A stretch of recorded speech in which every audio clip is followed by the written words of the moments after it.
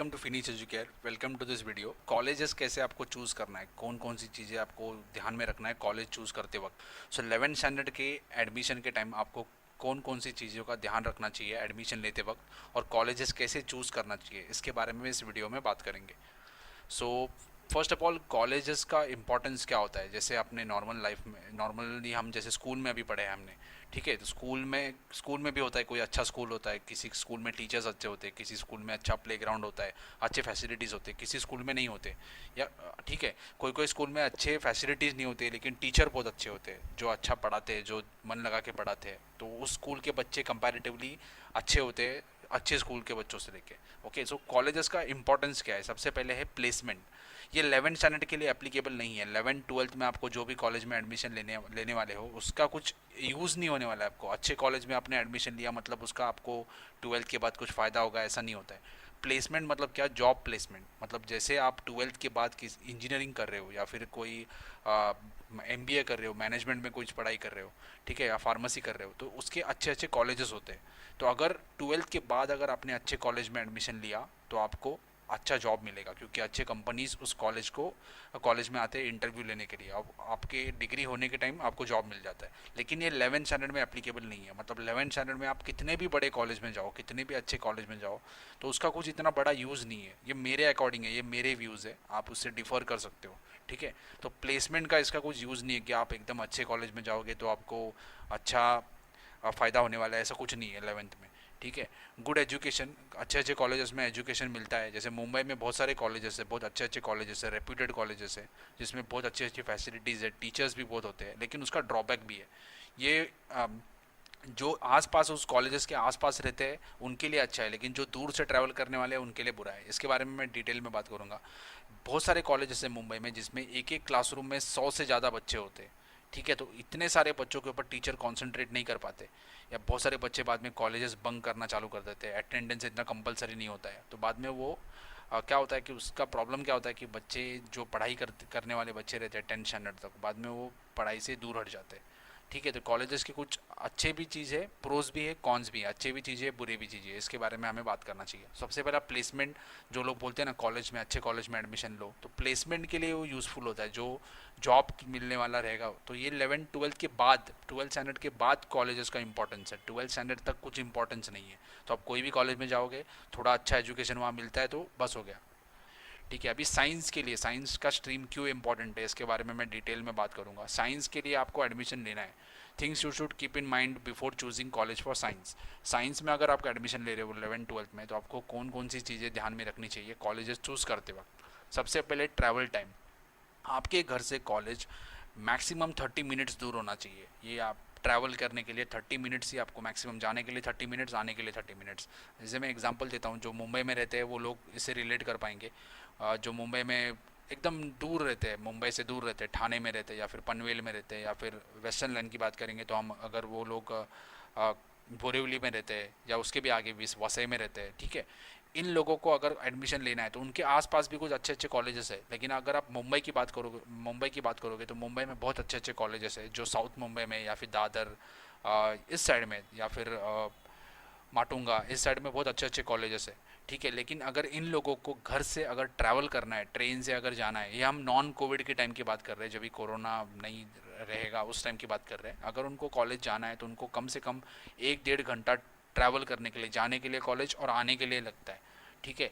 तो इसमें क्या होगा, उनका जो पढ़ाई करने का टाइम है ये कॉलेजेस जाने आने में ही वेस्ट हो जाएगा। ये बहुत इंपॉर्टेंट टाइम होता है कि साइंस वाले जो होते हैं, ये most of the time science वाले सब ये क्या करते हैं, इंजीनियरिंग एंट्रेंस एग्ज़ाम के लिए या मेडिकल एंट्रेंस एग्ज़ाम के लिए प्रिपेयर करते हैं, या जेई के लिए या फिर NEET नीट के लिए प्रिपरेशन करते हैं। तो उनका जो टाइम है वो ट्रैवलिंग में चले जाता है। तो कम से कम आपको 30 मिनट्स ही लगना चाहिए, ज़्यादा से ज़्यादा 30 मिनट्स आपको लगना चाहिए ट्रैवल करने के लिए। तो आसपास आपके घर के पास जो भी अच्छा कॉलेज है, जो भी छोटा कॉलेज है जिसमें जूनियर कॉलेज है, ठीक है, 12th तक की जो कॉलेज है वैसा कॉलेज चूज़ करो, ठीक है।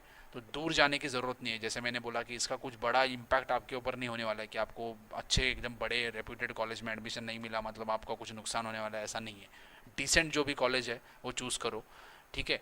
तो जो लोग भी कोचिंग क्लासेस लगाने वाले, मैक्सिमम 99% या 90% लोग तो 90 to 99% लोग तो कोचिंग क्लासेस लगाते हैं, साइंस अगर चूज़ करते हैं तो, साइंस लेते हैं तो ऐसे लोगों को क्या होता है कि कोचिंग क्लासेस में थोड़ा अच्छा पढ़ाया जाता है। कॉलेजेस में भी बहुत अच्छे अच्छे टीचर्स होते हैं, लेकिन उनके पास बहुत कम टाइम होता है, वो पूरा सिलेबस कंप्लीट नहीं कर पाते। ठीक है, कोचिंग क्लासेस में एक्स्ट्रा लेक्चर्स लेके कुछ ना कुछ करके वो सिलेबस कंप्लीट कर लेते हैं। तो अगर आप कोचिंग क्लासेस ज्वाइन कर रहे हो तो मिनिमम 30 मैक्सिमम 30 मिनट्स आपके घर से दूर कॉलेज होना चाहिए। ट्रेन का टाइमिंग, सब टाइमिंग इसमें जोड़ लो तो 30 मिनट्स ही ज़्यादा से ज़्यादा 30 मिनट्स आपको लगना चाहिए। तो आपके आसपास वाले जो भी कॉलेजेस है उसमें चूज़ करो। आपके आपके पहले जिन लोगों का एडमिशन हुआ है, जो अभी 12th में है या 13th में है, उनसे बात करो, उनको पूछो कि आसपास कौन से अच्छे कॉलेजेस है। 4-5 कॉलेज के बारे में इन्फॉर्मेशन निकालो और उसमें एडमिशन ले लो। दूर आपको जाने की ज़रूरत नहीं है। ये दूर अगर जाओगे तो आपका टाइम वेस्ट होने वाला है, आपका एनर्जी वेस्ट होने वाला है। क्योंकि साइंस में अगर आप जाने वाले हो तो आपको प्रैक्टिकल्स भी होते हैं, बहुत ज़्यादा टाइम आपको कॉलेज में स्पेंड करना पड़ता है। कोचिंग क्लासेस का भी आपको अटेंड करना है, तो उसमें क्या होगा, बहुत सारा टाइम आपका चले जाएगा, तो सेल्फ स्टडी के लिए आपको टाइम नहीं मिलेगा। तो ट्रैवल करने वाला टाइम आप स्टडी करने के लिए यूटिलाइज़ कर सकते हो। तो कोचिंग क्लासेस अगर आप नहीं ज्वाइन कर रहे हो तो अच्छा कॉलेज चूज़ करो जिसमें टीचिंग स्टाफ अच्छा हो, जिसमें लेक्चर्स कंडक्ट होते हैं रेगुलरली। ऐसे बहुत सारे कॉलेजेस हैं जिसमें लेक्चर्स नहीं होते, टीचर्स भी नहीं होते, तो कहीं से टीचर्स वो मंगाते हैं जो आर्ली बेसिस पे आके काम करते हैं। तो ऐसे कॉलेजेस में एडमिशन मत लो। अगर आप कोचिंग क्लासेस नहीं लगा रहे हो तो, कोचिंग क्लासेस लगा रहे हो तो कोई भी कॉलेज में एडमिशन आप ले सकते हो मेरे हिसाब से। थोड़ा देखो कि वहाँ क्राउड कैसे आता है, बच्चे कैसे आते हैं, पढ़ाई लिखाई करने वाले आते हैं कि नहीं, या टाइम पास करने वाले आते हैं। ऐसे कॉलेजेस में मत जाओ। ठीक है, I suggest you to take admission in government aided college. जब भी आपका ऑनलाइन एडमिशन चार्ज स्टार्ट होगा, जब भी आपका 11th स्टैंडर्ड का एडमिशन स्टार्ट होगा, तो आपको समझ में आएगा कि दो टाइप के सीट्स होते हैं, एक होते हैं एडेड, एक होते हैं अनएडेड। एक ही कॉलेज में दो टाइप के सीट्स होते हैं। सपोज एक कॉलेज में 200 सीट्स है या 200 जन को एडमिशन मिलने वाला है, तो उसमें से 100 सीट्स होंगे एडेड, 100 सीट्स होंगे अनएडेड। एडेड मतलब क्या, गवर्नमेंट ग्रांट देता है, कॉलेज को कुछ पैसे देता है, तो उस सीट्स का एडमिशन का फीस जो है कम होता है। और सेम कॉलेज में अनएडेड का फीस ज़्यादा होता है। तो आप ऐसे कॉलेज में एडमिशन लो जहाँ एडेड सीट्स होते हैं। तो उसमें क्या होगा, आपके पैसे बचेंगे, आपके पेरेंट्स के पैसे बचेंगे। तो एडेड कॉलेज में ही एडमिशन लेना प्रीफर करो। नॉन एडेड में जाओगे तो क्या होगा, आपको फ़ीस बहुत ज़्यादा पे करना पड़ेगा। सिंपल मैं एग्जांपल देता हूँ, एडेड कॉलेज में अगर 11th स्टैंडर्ड का फीस 3000 रुपीज़ है, तो अनएडेड कॉलेज में कभी कभी 30,000 या 40,000 भी होता है। तो ध्यान रखो कितना ज़्यादा फ़र्क है। तो एडेड कॉलेज में ही एडमिशन लो। ठीक है, बड़ा कॉलेज के बारे में मत सोचो, आपके पेरेंट्स के पैसे बचाने की भी कोशिश करो। यही पैसे आप कोचिंग क्लासेस में भी डाल सकते हो। ठीक है, don't pay any donation for taking admission. 11th standard या 12th स्टैंडर्ड में एडमिशन लेने के लिए डोनेशन देना ये बहुत बड़ी बेवकूफ़ी है मेरे हिसाब से। तो डोनेशन दे के एडमिशन मत लो। बहुत ज़्यादा डोनेशन होता है, 70,000, 80,000, 1 लाख तक डोनेशन होता है। ये पैसे आप आपके कोचिंग क्लासेस में भी डाल सकते हो अगर आप साइंस ले रहे हो तो। बहुत सारे बच्चों को मैंने देखा है कि पेरेंट्स को फोर्स करते हैं कि मुझे मेरे फ्रेंड्स के साथ ही एडमिशन लेना है, क्योंकि स्कूल तक उन्होंने उसी स्कूल में उन्होंने उस फ्रेंड्स के साथ पढ़ा होता है। तो उनको लगता है कि पेरेंट्स उसमें पैसा दे के एडमिशन ले ले, लेकिन ये बहुत बड़ी बेवकूफ़ी होती है, क्योंकि इतना वर्थ नहीं है आपको इतना पैसा भर के एडमिशन लेना, क्योंकि उसका कुछ ज़्यादा यूज़ नहीं होने वाला है आपको। ठीक है, दूसरा है for arts and science stream. अभी आर्ट्स वाले जो बच्चे होते हैं उन्होंने अगर एडमिशन लेना उन्होंने अगर उनको अगर एडमिशन लेना है तो वो रेप्यूटेड कॉलेज, जो बड़े बड़े कॉलेजेस होते हैं, जो फेमस कॉलेजेस होते हैं, जहाँ टीचर्स अच्छे होते हैं, जहाँ लाइब्रेरीज अच्छी होती है, वहाँ जाके एडमिशन ले सकते हैं। उनके घर से दूर हुआ तो भी चलेगा, क्योंकि उनके पास ज़्यादा टाइम होता है प्रिपरेशन के लिए, उनके पास स्टडीज़ के लिए ज़्यादा टाइम होता है, उनको प्रैक्टिकल्स नहीं होते। और अगर वहाँ वो जाते हैं तो उनको अच्छे, जो आर्ट्स लेने वाले बच्चे क्या होता है कि उन्होंने चूज़ किया होता है कि मुझे आर्ट्स में स्टडी करना है, तो अच्छे लोगों के साथ वो मिल सकते हैं और डिस्कशन सब हो सकता है और अच्छा पढ़ाई कर सकते हैं। तो और या उनको कोई कॉम्पिटिटिव एग्ज़ाम के लिए भी प्रिपेयर नहीं करना है 12th के बाद। ठीक है, तो आर्ट्स वाले बच्चों को मैं बोलता हूँ कि आप अगर पॉसिबल हो आपको तो रेप्यूटेड कॉलेज में एडमिशन लो।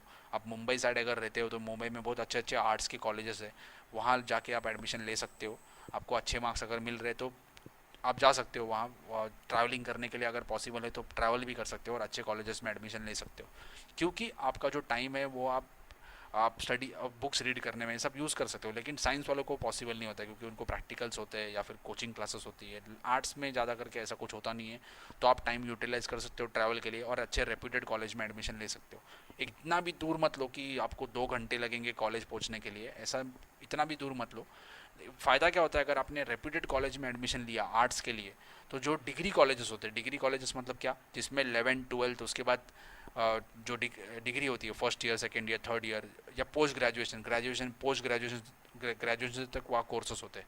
तो ऐसे कॉलेजेस में अगर आपने 11th में एडमिशन लिया तो क्या होगा, जब भी आप 13th में जाओगे या जब भी आप ग्रेजुएशन में जाओगे तो उसमें से कुछ सीट्स 11th-12th के बच्चों के लिए होते हैं, तो आपको डायरेक्टली अच्छे कॉलेज में ग्रेजुएशन में भी एडमिशन मिल जाएगा।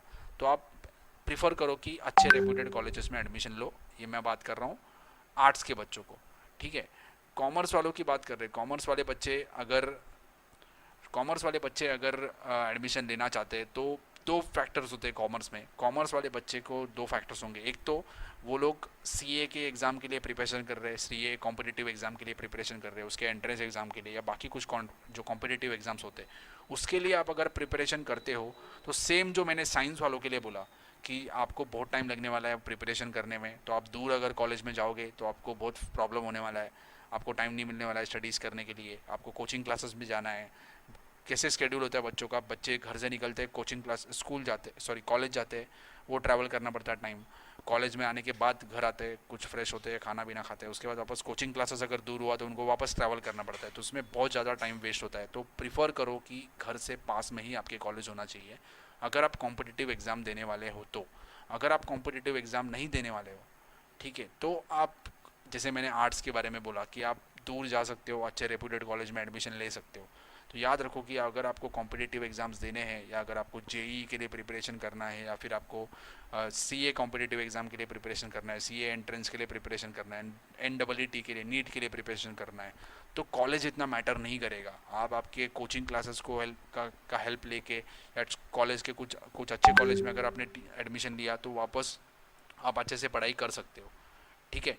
तो याद रखो कि आपको क्यों एडमिशन लेना है, आपका मोटो क्या है, आप आगे क्या बनना चाहते हो, उसके हिसाब से कॉलेज चूज़ करो और डोनेशन भरने का कोशिश मत करो।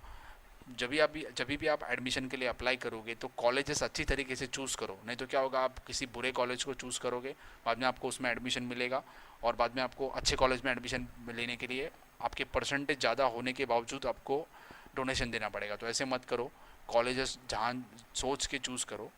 Thank you very much for watching.